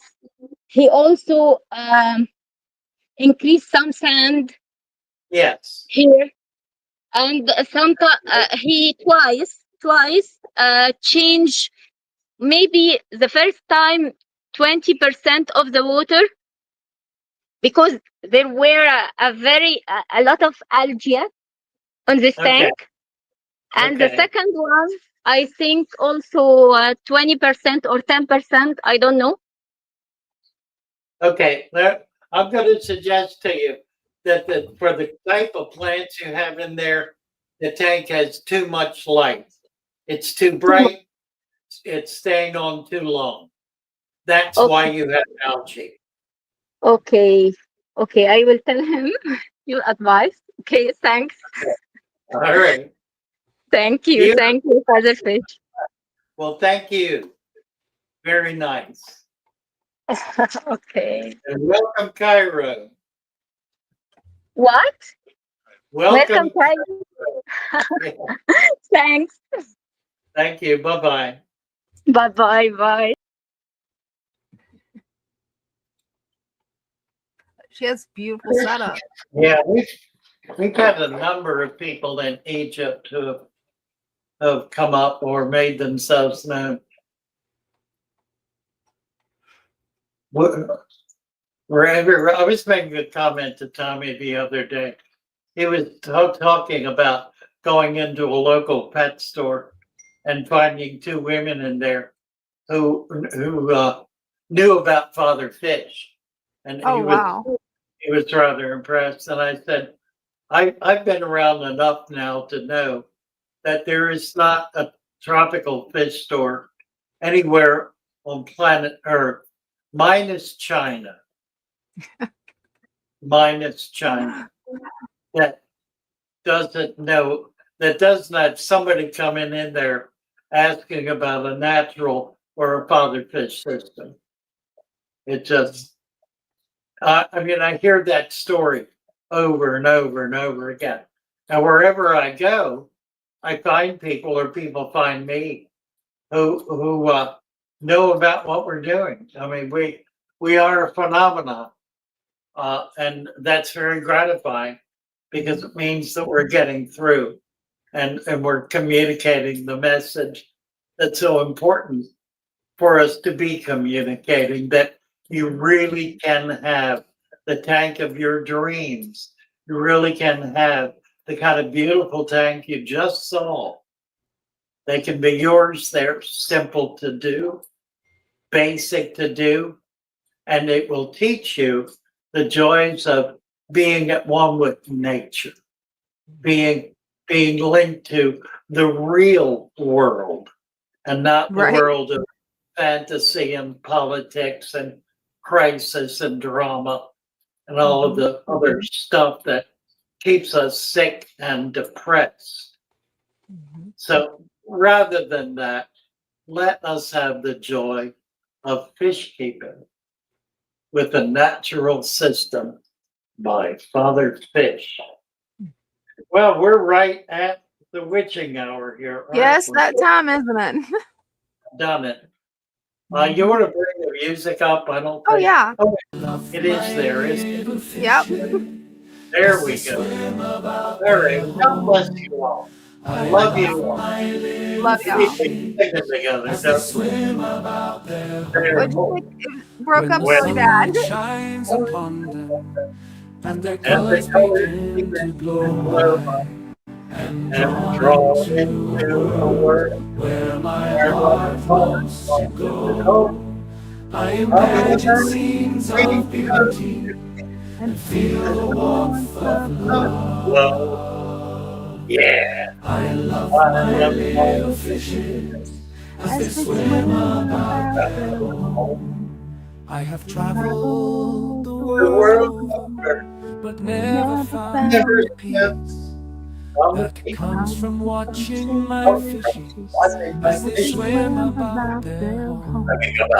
My heart is happy and I am content to sit and watch them swim. I will not be alone while these fishies are in my home. When the sunlight shines upon them and their colors begin to glow, I am drawn into a world where my heart longs to go. I imagine scenes of beauty and feel the warmth of love. Yeah. I love my little fishes as they swim about their home.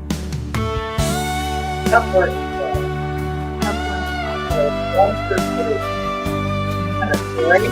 Yeah. see you on the other end of it. Same time, same place. Well, come back and we'll have a good time. Love you all. Love y'all. Thanks for that. Bye.